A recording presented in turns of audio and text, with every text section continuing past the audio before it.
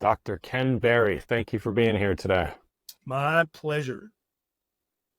So, I wanted to ask you kind of a two-part question to start. What's your personal story with health and diet and fitness? And then after that, I'd like to move to the professional realm as well. So I got into this studying nutrition, studying archaeology, anthropology, because I was severely obese and pre-diabetic as a doctor. I was working full time in the emergency department and also full time in my clinic and was just eating junk. And one day I lived in scrubs, which have drawstrings. So you don't really know how much weight you've gained. And one day I jumped on the scales and I weighed 297 pounds. And I'm 6'3" and a half. I like to think I carried it well, but probably not. And so in my personal journey to try to reclaim my health and my waistline, I tried the American Diabetes Association diet and it failed miserably. It didn't help me at all. And so I thought, well, I've got to do something. I can't be a fat doctor. That just doesn't fit my personality. And so I discovered paleo, primal, low carb. And while I was implementing that, I was reading about keto. And then when I was implementing keto, I was reading about carnivore. And keto helped me a lot. It took me about 80% to where I wanted to be health wise and Mhm. waistline wise. But it was only after I adopted and stuck to a carnivore diet that I realized my best health. And now at 55, I could literally go back in time and kick my 35-year-old self's ass. And so, Sure. that shouldn't be that way if diet didn't matter. I should be more frail and more decrepit at 55 than I was 35 if it were just a question of chronological aging. And so that's why it's very clear in my mind that diet matters very, very much. For most people, it's 80 to 90% of the battle. Wow. So take take us through more than the professional journey, being a doctor, and you're taught a certain set of principles, and then you were passing those on to your patients. And how did you start having an awakening through that area? So I had very little nutrition training in medical school when it Mm. comes to the care and feeding of people out in the wild. Now, if someone got third-degree burns over 60% of their body, they were intubated in the burn unit, I could feed them intravenously. I was trained Mm. very well about how to do that. But as far as just my regular clinic patients coming in, they're obese, they're type 2 diabetic, I wasn't really taught anything about how to handle that. And so as a primary care doctor, I think any primary care doctor who's a good doctor, they look for signal. And so there's a new drug comes on the market. You start prescribing that drug and then you look for signal from your patients coming back to follow up. Did it help? Did it improve? Did it change their lab numbers? And so before I started this journey, I was recommending to all my obese patients, you need to join Weight Watchers and join the gym. So eat less, move more effectively, right? And I Mhm. saw no signal coming back from that. When I would see those patients for follow up, they were either exactly the same or they were a little more obese. They were exactly the same or they were even more diabetic. It didn't help at all. And so then I started recommending the American Diabetes Association diet. I would print out the PDF and hand it to all the patients. Zero signal back. Nobody came back and was like, man, doc, that diet you gave me, it changed the world for me. I'm so much healthier now. I have so much energy. My mental health is better. Never got that signal at all. Mm. It was only when I started recommending a ketogenic diet, a real whole food ketogenic diet, that I started to see signal. People would come back and they'd lost 10, 20, 30, 40 pounds in 3 to 6 months. Never had seen that signal with the ADA diet or the Weight Watchers or any other dietary strategy. Now, if I put people on a literal liquid diet, like the Metafast, yeah, they would lose a ton of weight, but their mental health was not better. Uh-huh. Other markers of metabolic disease got a little better, not much. They didn't feel better. They typically felt exhausted, tired, and hungry. But on keto, they could eat as much as they want and still lost weight and still felt better. That's a huge signal that Uh-huh. you're now feeding this person a species specific diet. And then with carnivore, same exact thing. You start getting people with chronic medical conditions that nobody thought were going to get better. Even the patient themselves, they were convinced, oh no, I'm eating carnivore to lose weight. I don't think it's going to help my MS. I'm eating Mhm. carnivore lose weight. I don't think it's going to help my OCD. I'm eating carnivore to lower my A1C. I don't think it's going to help my chronic joint pain. But then you get that signal as well, like, oh my God, everything is better.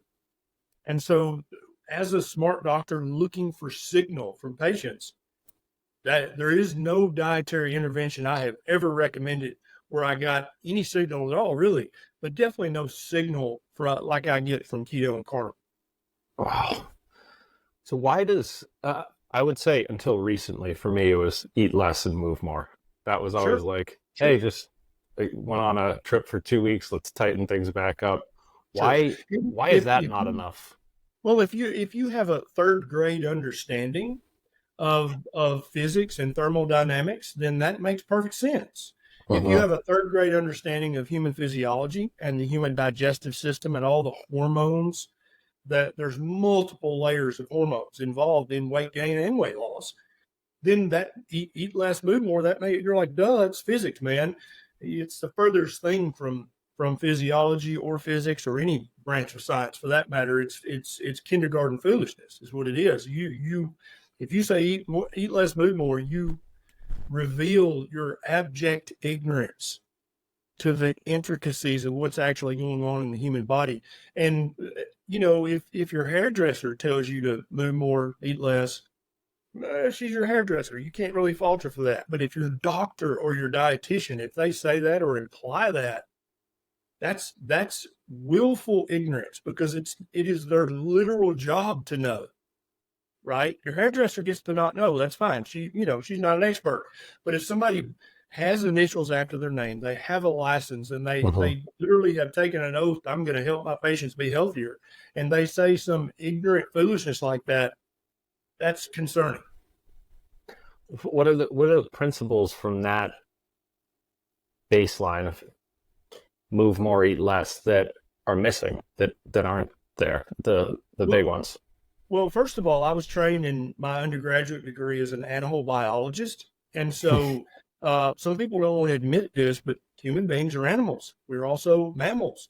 And Uh-huh. so, what other animal in nature gets obese if they're eating their proper diets, right? So, yes, raccoons and skunks and opossums eating human garbage, they'll get very obese. They can barely walk.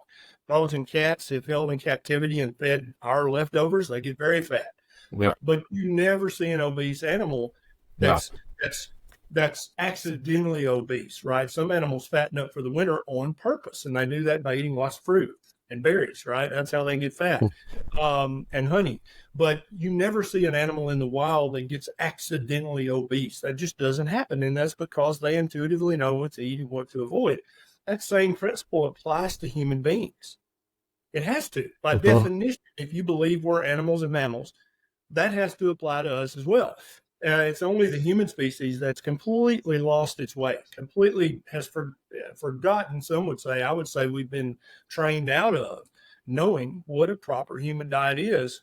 And that's what's led to all of the majority of all the chronic disease epidemics that we face in modern society is we've forgotten how to eat. And so just the basic principles of animal biology and anthropology, it becomes immediately aware of what the majority of the human diet should be. And that obviously the default setting for our bodies, Henry, is is good health, is being Uh-huh. vigorous, vibrant. That's our default setting. If it were not our default setting, if our default setting was to be sick and obese and inflamed, we'd be extinct as a species because we Yeah. haven't always been the apex species, they're in charge of the planet, protected by houses and buildings and fences. That even 1,000 years ago, we did not have that protection. We were out in the wild with all the other animals. And if we were all sick and inflamed and pre-diabetic and had arthritis and hypertension and having strokes and heart attacks left and right, we would not exist currently as a species. We would be gone. And so when somebody says that, red meat's bad for you, animal fat's bad for you, that's an extraordinary claim Yeah. because we've been eating saturated animal fat and animal flesh since we've been on this planet for just as long as we've been drinking water and breathing air. we've been eating meat. And so to come forward and say, oh, meat's bad for you, that's an extraordinary claim. You better have crazy strong evidence to support that, or you need to shut the hell up. And nobody has strong evidence to support that. Nobody. And so we're not the one making the claim that meat is good for you. We're not making that claim. That's the default setting. Mm-hmm. If you go back 100 years, 1,000 years, 10,000, 50,000, humans were eating lots of meat, lots of animal fat, organs. That was the default setting. The claim is that, oh, we've just discovered due to modern science and technology that red meat and animal fat's actually bad for you. That's the claim. And that claim either needs to be proven with good, replicatable research, or they need to shut the hell up about it. Well, and so there are studies, right, that say, being on a vegan diet or vegetarian diet, the people in that group versus the control group end up healthier or something. What are the flaws in that? Because if the default setting is to eat meat and that's the right thing for our body, what's missing from those types of studies that claim that? Yeah. So the most unhealthy diet on the planet is a standard Western diet full of ultra-processed foods, attempting to hit the bliss point of sugar, salt, and fat so that you just literally cannot stop eating so that the food company makes more money. That's the worst diet on the planet.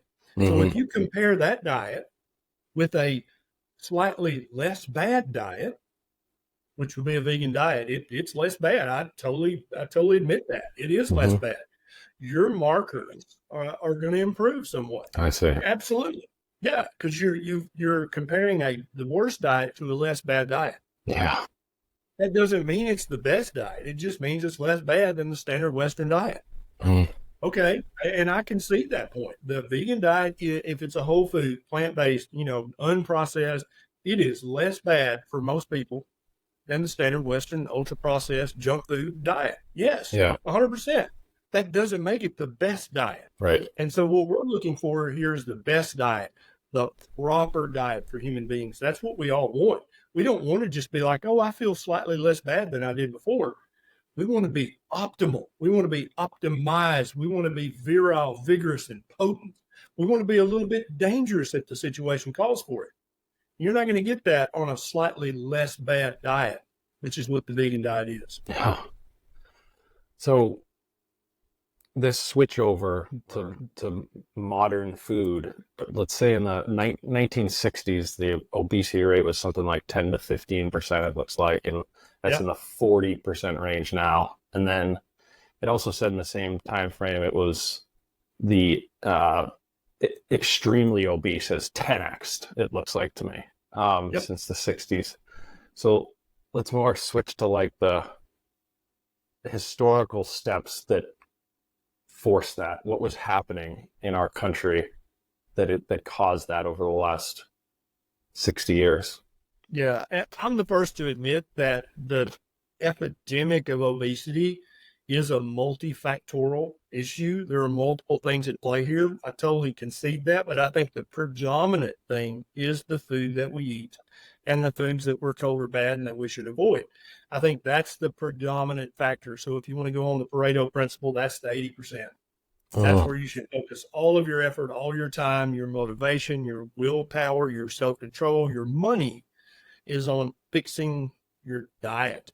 I think that we were trained to be afraid of the sun back in the 1970s. That's kind of when that started. I think that also is a multiplier for making the obesity epidemic worse. I don't think it's the predominant one. Okay, I think seed oils absolutely play a role, but I currently believe that the predominant factor is just too many ultra-processed carbohydrates, too much sugar, not just glucose, but also fructose and also galactose. All those sugars will fatten you and will glycate your cells and tissues. Are we moving less now? So the research is very muddy about this. Some studies say, oh, we're moving way less now than we used to. Other studies say, actually, if you go look at the Hadza, who are as close as we have to a indigenous tribe of people that's untouched by modern technology. That's not true. There are many, many problems with looking at the Hodson model, which we can talk about if you want to. Hmm. They don't move much more than we do, especially if you have a gym membership, especially if you work a menial later job, you probably work more than they do. So I think all those things do play a part, but the 80% that you need to focus on is stop eating the highly processed, high carb, sugar laden, vegetable oil laden, grain filled junk food and start eating real whole foods. Now, I currently do my best on a carnivore diet, but I am not a carnivore zealot. I Mhm. think that there are people who can just eat a low carb diet full of only real whole actual food that either grew in the wild or grazed on what grew in the wild. That is the proper human diet for many, many young, healthy, active people. The more metabolically unwell you are, the more you need to cut the carbohydrates Hmm. down to from 100 total grams, which is my definition of a low carb diet, under 100 total grams, down to 50, even 20. When I adopted a ketogenic diet and got down under 20 total grams of carbs a day, my waistline started shrinking like crazy. Oh, My A1C went back to normal. My reflux got better. My dandruff got better. Literally, I can give you 20, 30 things wow. of the signal that I saw in my own self. Yeah. And initially, I thought, well, that's got to be coincidence. There's no way that just a diet change can make all these things better. That doesn't even make any sense. I've never heard of anything like that. But then when I started recommending to my patients, I started to get that same signal from them. Wow. I remember one guy in particular, he was on the schedule to have his knee replaced because his knee arthritis was so severe. He did 90 days of meat heavy keto, real whole food keto, and he came back and he's like, "Does this help arthritis?" And I'm like, "I don't see how it could because I hadn't delved into the physiology and Mhm. the him." I'm like, I don't. He said, "Well, I called my surgeon and canceled that. As long as my knee's not hurting, I'm not going to have my knee replaced." I'm like, "Yeah, you shouldn't." Yeah. But it was only later when I really dug into the molecular biology of this. I'm like, no, that, meat heavy keto was doing that. Ketovore is doing this to people. Carnivore is doing this to people. And so that's what I want people to focus on is it's a combination of what you don't eat. And Mhm. for most people, Henry, that's 80, 90%. Just Yeah. stop eating the shit that's advertised in magazines, on the internet, and on television ads. That's 80 to 90% for most people. Literally, if they stopped eating things that are full of sugar, grains, and vegetable seed oils and ate real whole one ingredient foods, unadulterated, unprocessed, 80% of our type 2 diabetes epidemic will go away. The obesity epidemic will go away. Hypertension, metabolic syndrome, fatty liver, all that would just disappear because you're so much closer to a proper human diet than you were back when you were eating the Kellogg's and Mondelez and Kraft Heinz tries to sell you. Just stop eating that. But for others of us like me, I have to be as close to zero carb as possible. Mhm.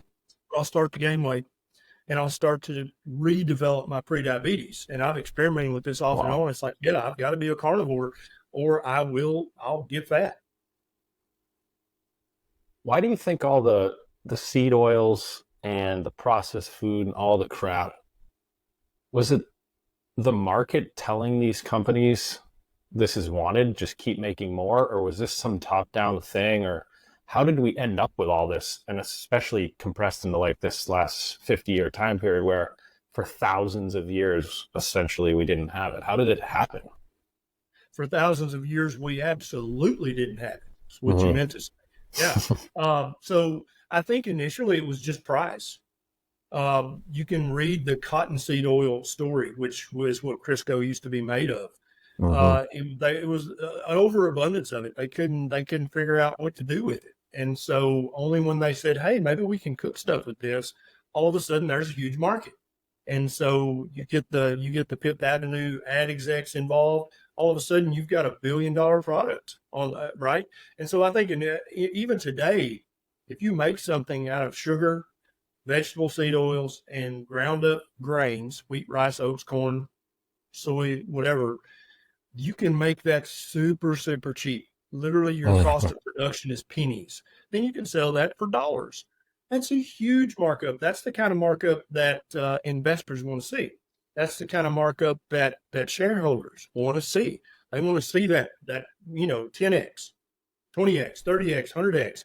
That's the kind of profit margin they want to see. You can't make that kind of profit margin with meat, Oh, with animal fats. And so I think that the vast majority of it is just a profit motive, which I don't think is a sin. I don't think it's unethical to try to make a profit.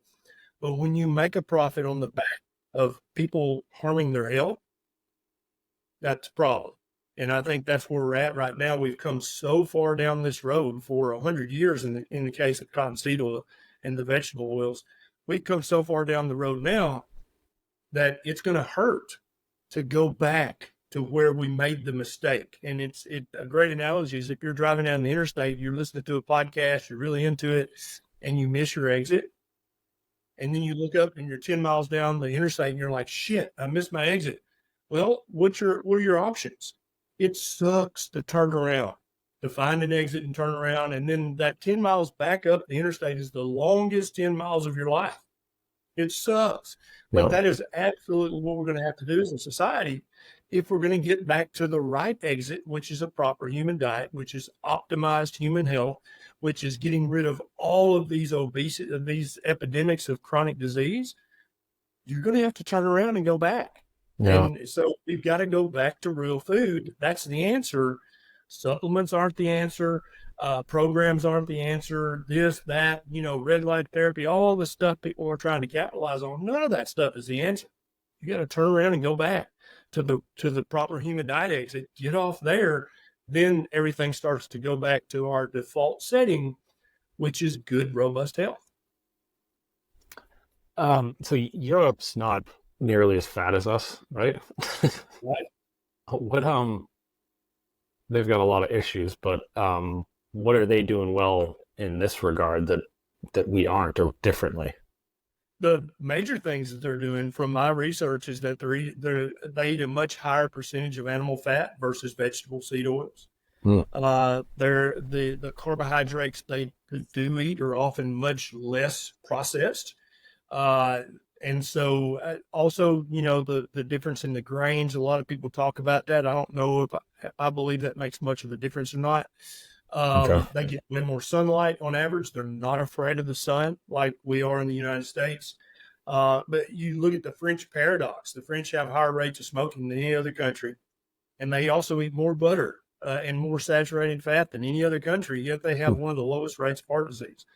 Anytime you have a paradox like that, what that means is that your assumptions are wrong. Your hypothesis is wrong.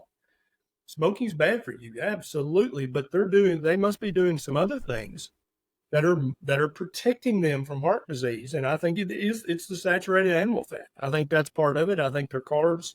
If you did a carb count, I bet they eat lower carb overall, and the carbs they do eat are much, much less processed, more Mhm. in the natural state. And so and I bet they eat less sugar, because I've actually eaten a meal in France before, and the little dessert I got back before I knew not to order dessert was this Yeah. tiny little thing. It Yeah. wasn't like an American serving size. It was this tiny little, basically one bite, and you're done with dessert. Yeah, it's like if you have a bowl of pasta in Italy versus if you have a bowl of pasta at like the Olive Garden, you're gonna feel it differently after. Yeah. Um, okay, so as the author of Lies My Doctor Told Me, I was I wanted to get your help parsing out and kind of ranking some of the lies. Like which are the lies that you think are contributing the most to poor health in your book? I think that the predominant lies that doctors accidentally tell, but still remember they're licensed and they took an oath. It's their job to know. And so they don't get a pass. That's why I didn't say medical misconceptions or medical myths. It's the doctor's job to know. If they don't know, that's a lie, in my estimation. I think the predominant lies are that whole grain is good for you, that lots of fruit is good for you, that the sun is bad for you. And then there's I think 27 lies in the book, but I think those are predominant lies that just get people off their. Doctors teach you to be afraid of nature. Oh, saturated Hmm. meat our entire existence. That's bad. Sunlight, we've played in it naked most of the time. Our entire existence on this planet. Oh, that's bad. It would be analogous to saying, oh, there's a new study out that was just done by the Harvard School of Public Health that shows that breathing clean air is very bad for you. Okay. So we're going to start selling these canisters of adulterated air. You need to start breathing that. Stop breathing that natural air outside. That makes just as much sense as saying, "Oh, saturated animal fat and and meat, that's bad for you." We've discovered that now. We're going to sell you this stuff we made in a factory, and that's actually good for you. Yeah. I mean, to say, what do you even say it? So that once you put it like that, once most people hear it like that, they're like, "Yeah, that's really dumb, isn't it?" I don't even know how to I don't know what to do with that except just to stop eating the stuff that's made in the factory. I feel like that's a good first step, and I would agree with you. Mhm. Well, I wonder, I would have never really questioned the advice the doctor was giving me before COVID. And then this was like, they're all saying you have to get the COVID vaccine, um, which there just weren't any long-term studies. You have to be like a kindergartner to understand that there's no long-term. Long-term doesn't Right. exist. And I was like, I'm not sure I want to put that thing in my body if it's hasn't been tested for a long time. And every single doctor I'd come across the last 4-year period would just say, yeah, you need to get this. Have you gotten it yet? You should get it. And it kind of changed my perception on Yep. how these doctors are thinking through things. And I don't Maybe that. think you're alone in that, Henry. I think the majority of people now feel that way. And then, Mhm. in light of other recent events that we've seen in the mainstream media, I think that any smart person is now going, wait a minute. Why do I keep getting this message from my doctor, dietitian, the news, this magazine I used to trust? Why do I keep getting these messages? And then months or years later, it turns out that was complete and utter horseshit. Yeah. How does it? Why? So, and I think the average person with any intelligence at all is going. I think I'm not going to blindly believe anything Yeah. that someone in a position of authority tells me. I think I'm going to use my own God-given brain, and I'm going to think this through. I've got internet search tools just like everybody else. I can look this stuff up. I think the COVID debacle and then the COVID vaccine debacle has woken up the majority of people out there. They're like, I'm not just going to blindly trust anybody anymore. And I think Yeah. another thing that this debacle, I wish there were a more powerful word for it because it was just atrocious with the role that doctors played in this. I think it revealed to people a truth that they should have known all along, but they just didn't think about it, is that your doctor is just a dude or just a chick. Your Mhm. dietitians are just dudes and chicks. They are not Yeah. demigods. They are not somehow preeminently more qualified than you to think about this stuff. Your brain works just as good as theirs. They just have the money and the time and the willingness to go to medical school. Yeah. Okay. They are just as likely to fall for marketing, Mhm. to believe in logical fallacies. They're just as likely. And for some of the logical fallacies, they're actually more likely to fall for it than just a layman on the street. And so when people start, I think that's what the whole COVID disaster showed the average person is that this guy he's a smart. He went to med school, sure. Went to residency, sure. He knows more minutia about medicine than I do. But when it comes to just believing overarching narratives, my doctor's just as susceptible to believing bullshit as the average person, Mhm. and then promoting it and emotionally promoting it, right? Not just saying, well, this is what the current research says. If you don't want it, that's fine. I'll still be your doctor. There were doctors firing patients. There were Yeah. doctors refusing to treat patients. People got turned Yeah. down for liver transplants and died because they refused to get an unstudied vaccine product. Yep. I mean, the medical, there should be a blanket national level apology issued by all the medical societies. So that's crazy to bring up the liver transplants. I'm a liver donor myself. to my sister-in-law, and that was in 2022, and she was, um, yeah, dying of a rare liver disease, autoimmune liver disease. My wife, her sister, went to try to donate, and she needed to have the vaccine in like let's say 2021. Had to have it to donate, Yep. and she wasn't approved for other reasons. It wasn't a match. And then by the time I went through, they stopped mentioning it. So in about a year span, I Right. didn't need to, just based on the timing, and I thought that was crazy, and no mention of it even. Like it almost felt like it was probably a benefit that I hadn't got the vaccine, and seeing that What was you're feeling wild. about that, Henry, you're feeling about that's right. That is crazy. Uh-huh. There's no reason that doctors should have been acting that way. They should absolutely have said, okay, there's this new vaccine on the market. All the research that they're giving me looks like it's going to protect you and protect your family, but there's no long-term data on safety. Some Yeah, of these vaccines are using a completely new delivery method yeah, that's really never been used in humans before. We don't know what the long-term implications of that are. We're definitely not going to keep you from getting a liver donation because of this new technology. What the yeah, hell is going on there? I yeah. haven't seen nearly enough public apologies from the doctors and the hospitals and the regulatory bodies about this. There needs to be lots of apologies in the public. Yeah. Um, it's it's kind of like you almost, like you're saying, if you're a person with any intelligence, it's almost like you're at more of an advantage if you have no idea, because things have gotten so crazy sometimes. I was just talking to my parents actually this morning about uh like some of the top economists. They're talking about inflation, and it's similar where it's gotten so crazy with the money printing that Yep.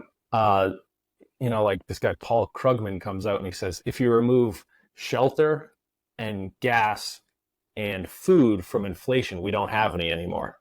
Right. The It's like most it's immediate literally thing. all you pay for.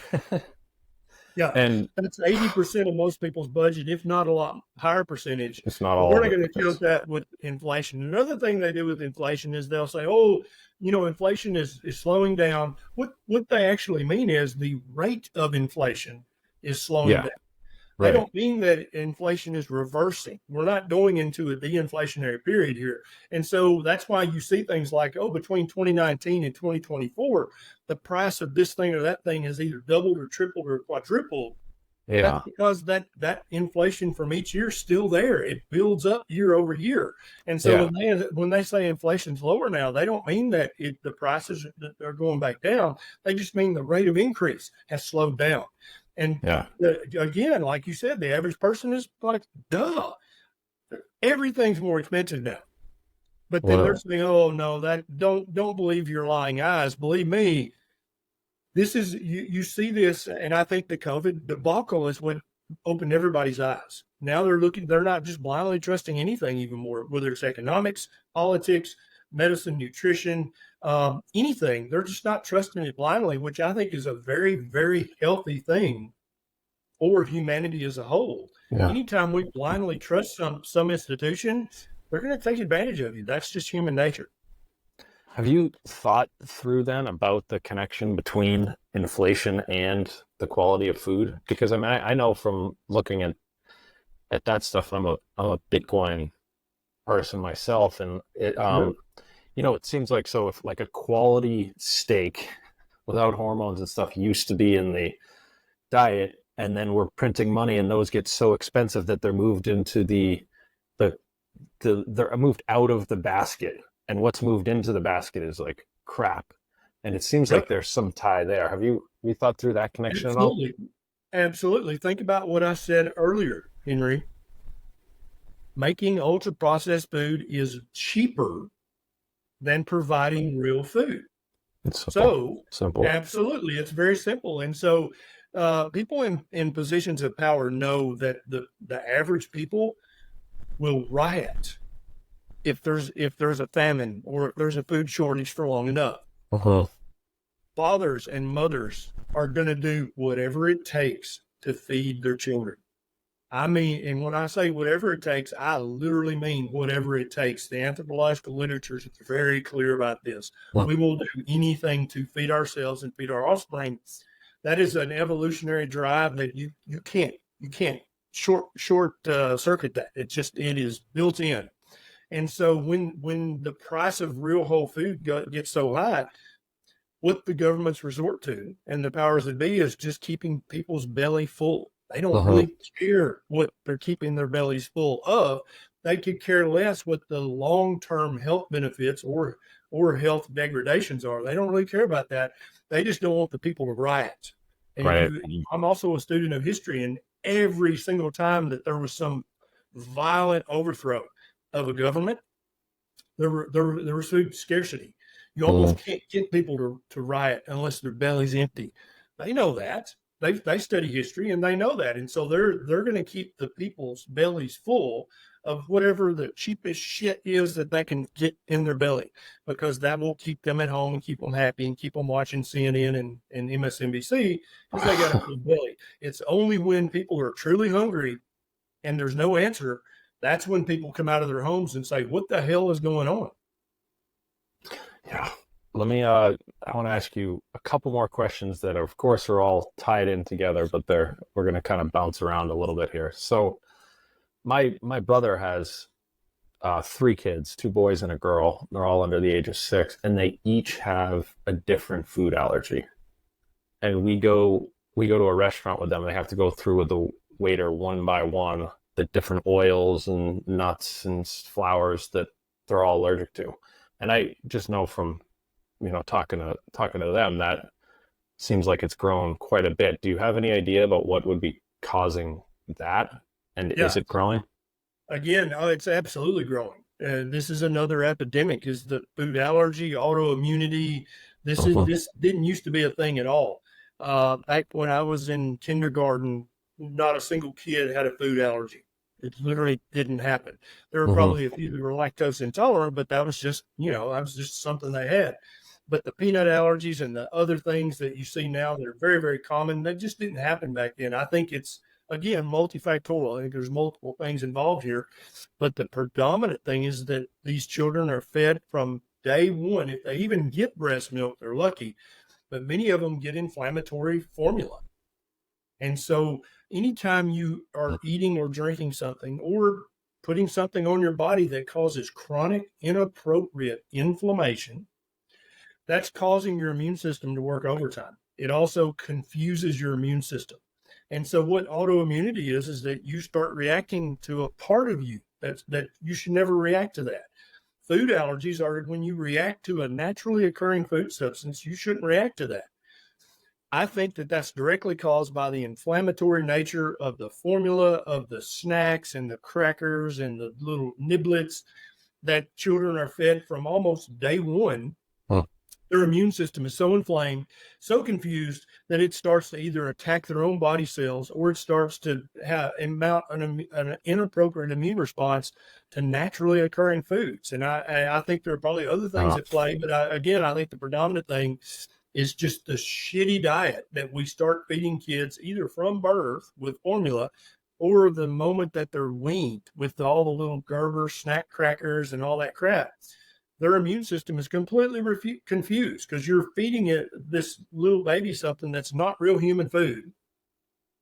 What do you expect their immune system? I mean, should be predictable that if uh-huh. you take an animal and start feeding it an inappropriate diet, that the rate of food allergies, the rate of autoimmune diseases, the rate of chronic inappropriate inflammation is by definition going to go up because you are giving them a species inappropriate diet. Hmm. And then the other one, and you've mentioned it a couple different times, like sun exposure. And personally, I've got two daughters, and they're like almost transparent. And we live in San Diego, so this is one we have to get right there. Like it looks like we found them in Iceland or something. Yep. Um, how like what are your thoughts on sunscreen, sun protection, sun exposure? Yeah, we never ever put chemical sunscreen on our children. We have Beckett, who's 4, and Bonnie, who just turned 2. Mm. Beckett took after the Puerto Rican side of his mom's family. He's got beautiful dark olive skin Hmm. when he gets out in the sun. Bonnie got all of my Scotch Irish, okay, all of it. She will never have the tan that Beckett can have after he's been in the sun 3 times, but she is tanning, and it's because they not a single drop of vegetable seed oil has ever went either one of their mouths. All the fat that they've eaten is 99% animal fat, Mm. a little bit of fat from nuts and avocado and olives, but the 99% of the fat they've ingested, 99% of the fat that their cell membranes on their skin is made of, the subcutaneous fat under their skin, the fat that that's made of is healthy, ancestrally appropriate animal fat. And oh my God, if we were feeding her all the little Gerber crackers and the little yogurt bites that you see advertised to moms, she would have already burned 10 times. She'd already Mm. had 10 sunburns in her 2-year-old life. But as of now, she gets pink every now and then. We let her stay a little too long. She's yet to get a sunburn. And we're not hyper vigilant, like setting a timer. We're just like when we see her start to get pink, we'll put a hat and shirt on her, or we'll go in the house. Hmm. She's got eye skin, whereas Beckett's got Misha skin. The more they are in the sun, the more brown and beautiful they get. The more me and Bonnie are in the sun, the redder we get. I Yeah. can tell now on a carnivore diet, but I'll never be able to be beautiful and brown like Beckett or Nisha. So I'm like so far off on my understanding of this that I always have thought it needs to be just a ton of sunscreen. How does a how does a diet or the fats actually, how are they protecting your skin from the sun? Like how's it happening? So at least in 2 ways. The first way is that every cell in your skin has a lipid bilayer cell membrane around it. And that membrane is made predominantly of fat and cholesterol.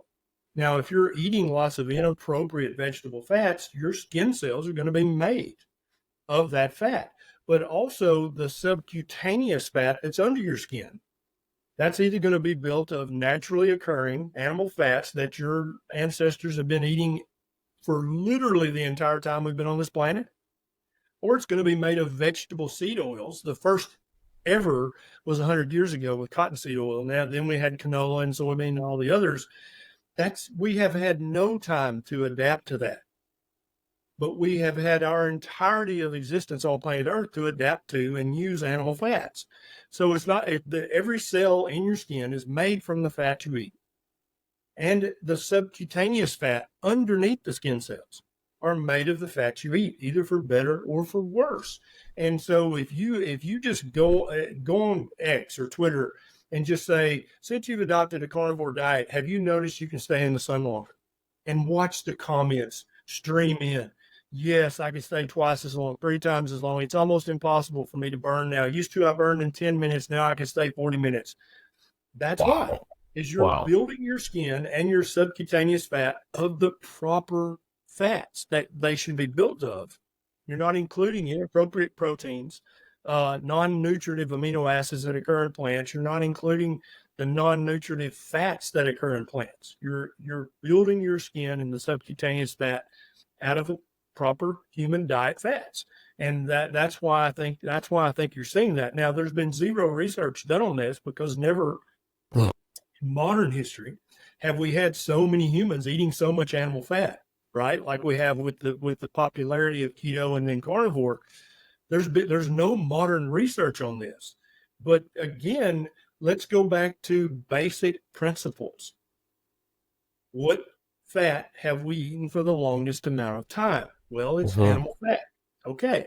So then by definition, shouldn't that fat give us the best results? Well, duh, of course. Yes, it should. Well, is this change in the rate of sunburn and how long you can stay in the sun, wouldn't that be direct evidence of that? Probably. But Hmm. absolutely, we need some good objective research on this. But there hasn't been this huge cadre of carnivores like we have now. But I'm hoping some dermatologists will hear this from a carnivore patient, like, man, I can stay in the sun so much longer now. I hope somebody will set up a study and say, okay, let's look at 100 vegans and 100 carnivores and let's see how their skin reacts. Let's take skin biopsies. Mm-hmm. Let's really dig into this. And I think then the truth will start to come out. But again, you got to have research money to do research.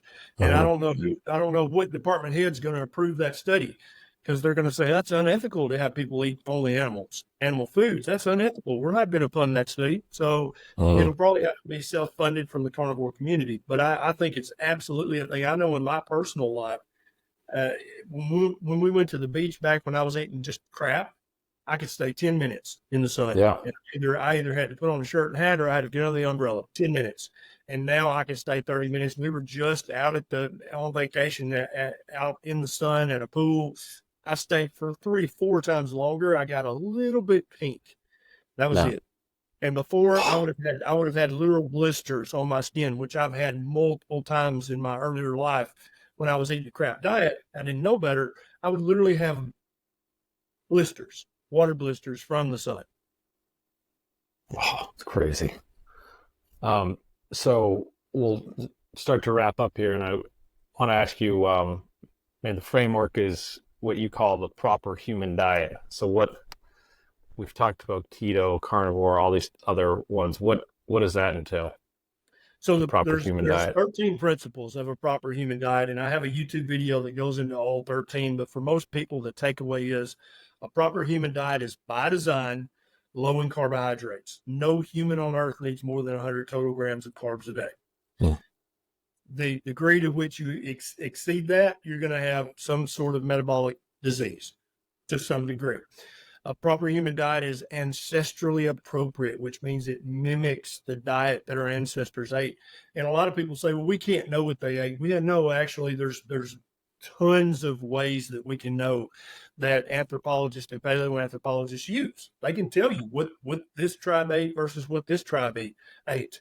A proper human diet is uninflammatory. So many people think that red meat's inflammatory.